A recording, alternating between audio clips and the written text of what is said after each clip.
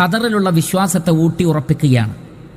അത് ഖൈറാകട്ടെ ഷർറാകട്ടെ എല്ലാം റഹ്മാനായ റബ്ബിൻ്റെ തീരുമാനപ്രകാരമാണ് എന്നും അതിലാണ് എൻ്റെ ഖൈറ് എന്നും, നന്മയാണെങ്കിൽ നന്ദി കാണിക്കേണ്ടതാണ്, പ്രയാസകരമാണെങ്കിൽ ക്ഷമിക്കേണ്ടതാണ്, ജീവിതത്തെ ആ നിലക്ക് തന്നെയാണ് കാണേണ്ടത് എന്ന ഉറച്ച വിശ്വാസം.